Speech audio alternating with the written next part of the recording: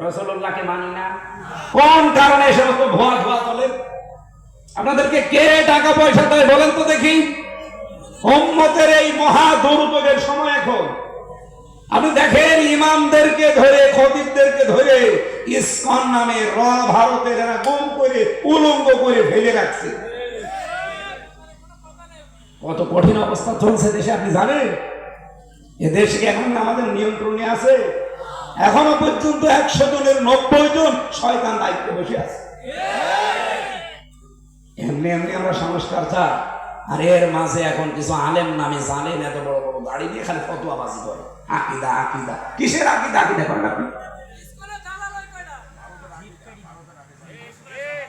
আমি আহ্বান জানাচ্ছি, সব ভেদাভেদ অন্তত এই দেশে ইসলাম কায়েম হওয়ার আগ পর্যন্ত হয়ে যায়।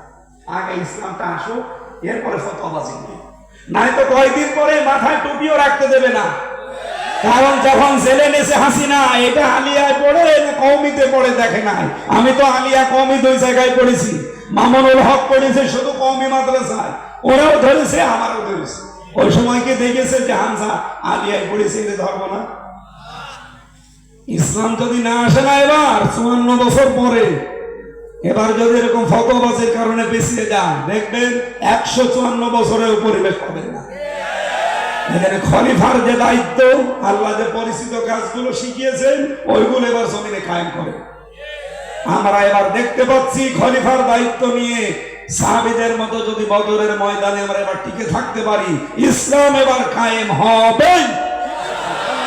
হয় আপনাকে নিয়ে ইসলাম কায়েম হবে, আর যদি আপনি যেতে না চান, আপনাকে রেখে ইসলাম কায়েম হবে।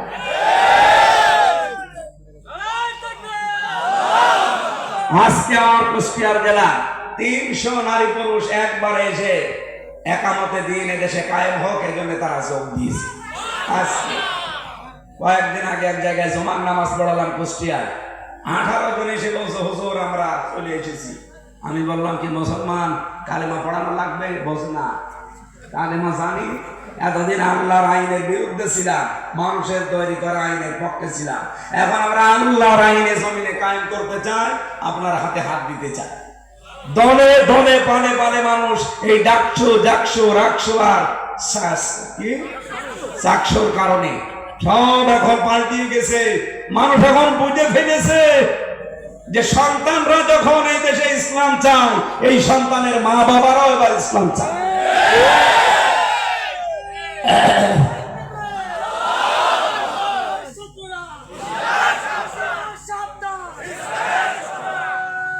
আগে মাত্র 100 জনের 15 জন।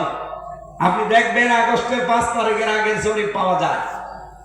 আন্তর্জাতিক সংস্থাগুলো জরিপ দিয়েছে, আমি বানিয়ে বানিয়ে বলছি না, সবগুলো আমার পড়া।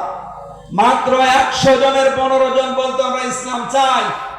অথচ এই 15 মাসে, এই যে এখনো চলছে অক্টোবর 1 তারিখের রিপোর্ট দেখেন, মাইক্রোসফট, এটা খ্রিস্টানরা চালায়, এটা রিপোর্ট দিয়েছে।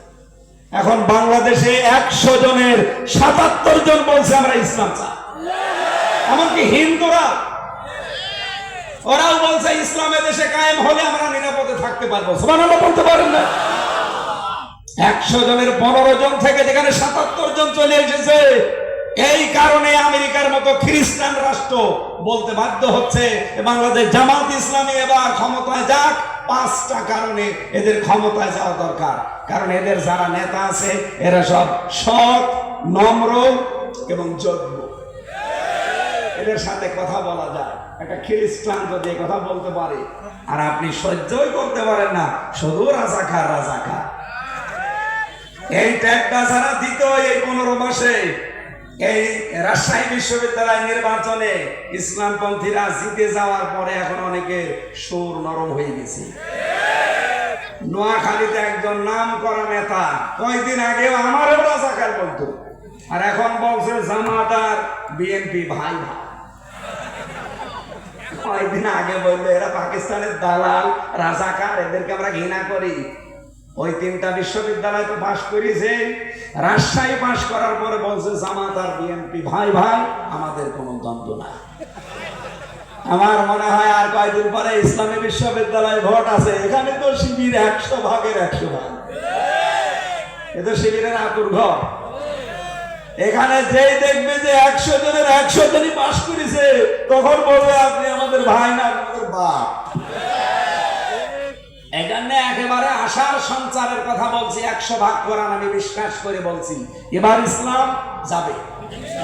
আপনি যদি সাথে থাকেন আপনাকে আমরা নিয়ে যাব, যদি না যেতে চান রেখে যাব, তাও ইসলাম এবার যাবে। কারণ এই গ্যারান্টি আমি পেয়েছি কোরআন থেকে, সূরা কসস 5 নম্বর আয়াত। আল্লাহ বলেন, নুরিদু আন্না মুন্না আলাল্লাযিনা ইসতুদিফু ফিল আরদ ওয়া নাজআলাহুম আইম্মাতান ওয়া নাজআলাহুমুল ওয়ারিসিন। আমি আল্লাহ একটা ইচ্ছা করেছি, যাদেরকে ফেরাউন অত্যাচার করেছিল, দুর্বল করেছিল, তাদেরকে আমি আল্লাহ জমিনের নেতা বানাবো, আর তাদেরকে জমিনের উত্তরাধিকারী বানাবো। আল্লাহ তাই বানাচ্ছে না? বলেন বলেন। ঢাকা বিশ্ববিদ্যালয় যেখানে কথা বলা যেত না, এখন শিবির সেখানে নেতৃত্ব দিচ্ছে। জাহাঙ্গীরনগরে যেখানে পায়খানায় ইশারায় নামাজ পড়া লাগতো, সেখানে আর শিবির নেতৃত্ব দিচ্ছে। আল্লাহ বলেন জমিনের উত্তরাধিকারীও তাদেরকে বানিয়ে দেব, বানাবেও তাই। আপনি দেখেন সব জায়গায় এখন ইসলামের জয় জয়কার। অনুমাক্কিনা লাহুম ফিল আরদ, আমি জমিনে তাদেরকে শাসন ক্ষমতাও দিয়ে দেব। কেন দেব? অনরিয়া ফিরাউনা ওয়া হামানা ওয়া জুনুদাহুমা মিনহুম মা কানু ইয়াহজারুন। আমি ফিরাউনকে, হামানকে আর তার সৈন্যবাহিনীকে দেখাবো। এখন ফিরাউন নেই, কিন্তু লেডি ফিরাউন আছে, হাসিনা। হামান নেই, কিন্তু হামান ছিল টাক, এরকম টাক ফ্যাসিস্ট মন্ত্রী আছে না? কোনটা? কামরুল টাক, এরপরে মোরাদ টাক। কথা বলেন না কেন? এগুলো টাক, হামানের ভাইরা ভাই। এদেরকে আল্লাহ দেখাবে। আর ওদের সৈন্যবাহিনী যারা যারা নিষিদ্ধ এখন, এদেরকে আল্লাহ দেখাবে। কারণ এদেরকে নিয়ে ফেরাউন সবচাইতে বেশি ভয় ছিল। মিনহুম মা কানু ইয়াহজারুন, এদেরকে নিয়ে সবচাইতে দুশ্চিন্তায় ছিল। আমি আল্লাহ এদেরকে এবার রাষ্ট্র ক্ষমতায় বসাবো। কারণ যারা ইসলামের জন্য অত্যাচারিত হয়, আমি আল্লাহর একটা সুন্নত হচ্ছে তাদেরকে ক্ষমতা দিয়ে দেই। যেমন মুসা নবীকে দিয়েছিলাম, না দেয়নি? আল্লাহ কি মুসা নবীর জামানায় ছিল, এখন আর নেই।